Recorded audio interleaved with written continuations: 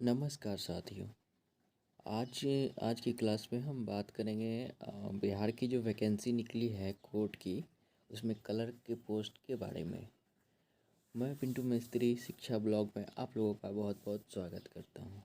तो आइए हम लोग जानते हैं कि आखिर ये वैकेंसी कितनी है और उसको अप्लाई करने के लिए क्या क्या एलिजिबिलिटी होने चाहिए। गाइज, अगर आप मेरे चैनल पे न्यू हैं तो चैनल को सब्सक्राइब करें और घंटी दबा दें ताकि मैं जब भी वीडियो बनाऊं आपको सबसे पहले नोटिफिकेशन पहुंचे। आइए जानते हैं ये वैकेंसी है क्या। देखिए, एम्प्लॉयमेंट नोटिस नंबर है 1-2022 for the post of clerk. Clerk post के लिए ये वीडियो मैं बना रहा हूँ। देखो, online application are invited for from the eligible candidate appointment for exciting 3325 है vacant post of clerk on सन नीटलिटी। देखिए, यहाँ लेवल 4 है। यहाँ पे सैलरी दिया हुआ है, पूरा दिया हुआ है। देखिए, the application shall be fill of online, यानी एप्लीकेशन को आप सिर्फ ऑनलाइन माध्यम से ही भर सकते हैं। देखिए, यहाँ पे क्लियर लिखा है ऑनलाइन ही भर सकते हैं। अब बात आती है कि एप्लीकेशन को भरने के लिए क्या टाइम है। तो यहाँ पे देखिए टाइम दिया हुआ है, यानी कि ऑनलाइन का स्टार्टिंग डेट है। Opening date for online registration of application है 20/9/2022, यानी 20/9/2022 से आप 20 सितंबर 2022 से एप्लीकेशन स्टार्ट होने वाला है। आप लोग जब अप्लाई कर सकते हैं। Last date for submission of application, यानी कि लास्ट डेट आप 20/10/2022 तक, यानी 20 अक्टूबर 2022 तक आप लास्ट डेट में सबमिट कर सकते हैं। ये हो गया ओपनिंग डेट, ये हो गया लास्ट सबमिशन डेट। तो क्वालिफिकेशन में लिखा है candidate must be a citizen of India, यानी कैंडिडेट का भारतीय नागरिक होना बहुत ज़रूरी है। एंड बी नंबर में लिखा है bachelor's degree in equivalent in any discipline of recognise university, यानी किसी भी मान्यता प्राप्त विश्वविद्यालय से आपके पास बैचलर डिग्री यानी ग्रेजुएशन का डिग्री होना चाहिए। यानी सी नंबर में knowledge of computer is essential, यानी कि कंप्यूटर में काम करने का नॉलेज होना चाहिए, ज्ञान होना चाहिए। एंड डी नंबर में लिखा है candidate must be medically fit, यानी शारीरिक दृष्टि से कैंडिडेट को फिट होना भी ज़रूरी है। एंड अगला है candidate must be good moral character. Moral मतलब होता है नैतिक, यानी कैंडिडेट के पास, यानी कैंडिडेट का जो कैरेक्टर है यानी चरित्र जो है नैतिक होना चाहिए। अब आइए अगला देखते हैं। The candidate are advise to keep print out of the online submitted application the same along education documents or all other certificate candidate shall be required for the candidates are the below। कह रहा है कि आपने जो है application के time में जितने भी मतलब कि ऑनलाइन सबमिशन के टाइम में जो भी डॉक्यूमेंट है उसका एक कॉपी आपको रखना है। इसमें पहला number the candidate are required to write the declaration mentioned below in their own handwriting in black ink a white sheet of paper and get it scanned to save documentary file the purpose of uploading the same while submitting online। यानी कह रहा है कि आप जब online submission कर रहे होंगे तो आपको एक अपने हैंडराइटिंग में ब्लैक इंक यानी काले पेन से डिक्लेरेशन लिखना है और उसको स्कैन करके अपलोड भी करना है।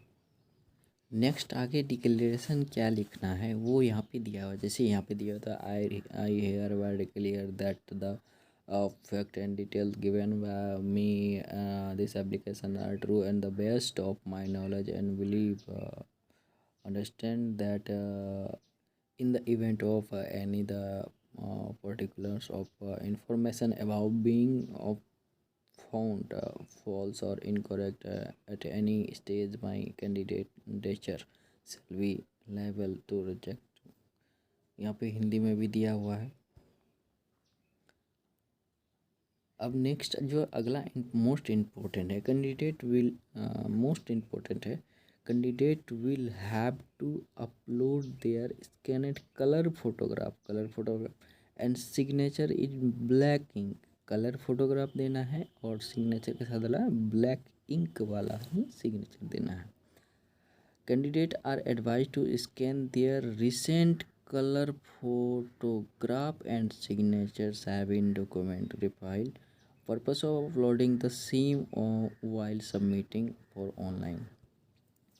यानी कैंडिडेट से ये रिक्वेस्ट किया जा रहा है कि मतलब हाल फिलहाल का ही फोटोग्राफ को स्कैन करें और सिग्नेचर को स्कैन करके डॉक्यूमेंट्री में अपलोड करना है। अगला है आप after the filling of necessary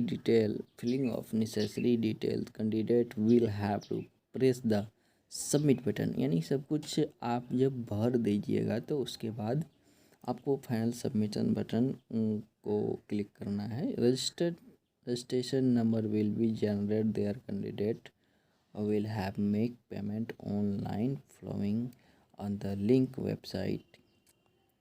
The candidate are advised to note down bank reference number that will be generated after the making online payment। Candidate have strictly follow instruction showing during filling the application। यानी कह रहा है कि जब आप submit कीजिएगा तो registration number mobile के मोबाइल नंबर पे आ जाएगा और पेमेंट जब कीजिएगा तो बैंक रेफरेंस नंबर को नोट करके रखना है। आगे बात करते हैं एज के बारे में, यानी कि एज क्या चाहिए और किस कैटेगरी के लिए क्या क्या छूट भी है। तो सब age limit of candidate as 1/9/2022, यानी ये आपका जन्म कभी भी हुआ हो, ये जो है 1/9 यानी 1 सितंबर 2022 से ये काउंट करने वाला है। कैटेगरी वाइज देखिए, अनरिजर्व यानी कि जो जनरल में है और पुरुष है 21 से 37 साल उसके लिए है। और दूसरा में अनरिजर्व फीमेल जो जनरल में आती है, महिलाएं हैं 21 से 40 तक उसका है। और 3 में हम बैकवर्ड क्लास यानी BC और EBC मेल, केवल मेल के लिए है। BC एंड EBC यानी बैकवर्ड क्लासेस हो गया and EBC external backward classes हो गया, उन लोगों के लिए है 21 से 40 साल। अब है unreserved backward classes and EBC, ठीक है, जो अनरिजर्व है, ठीक है, बैकवर्ड क्लासेस है, उसके लिए 21 से 40 है।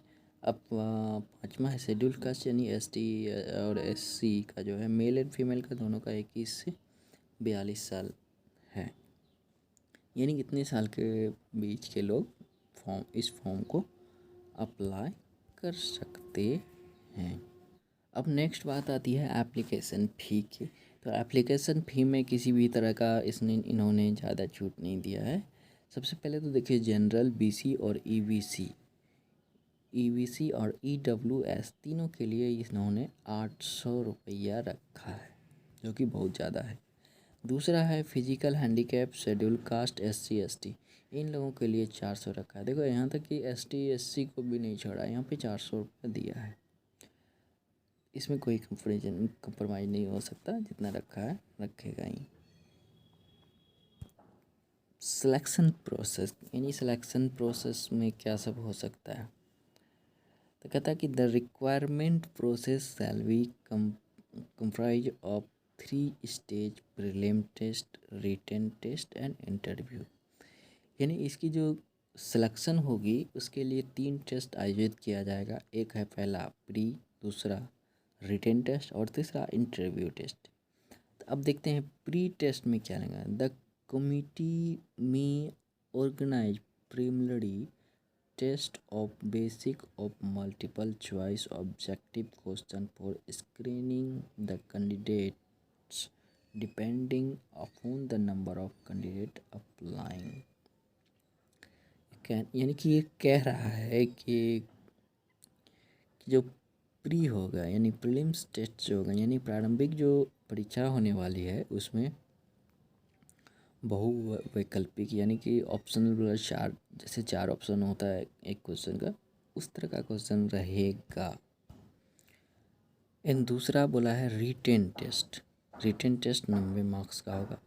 कहता the written test shall comprise descriptive and objective type question.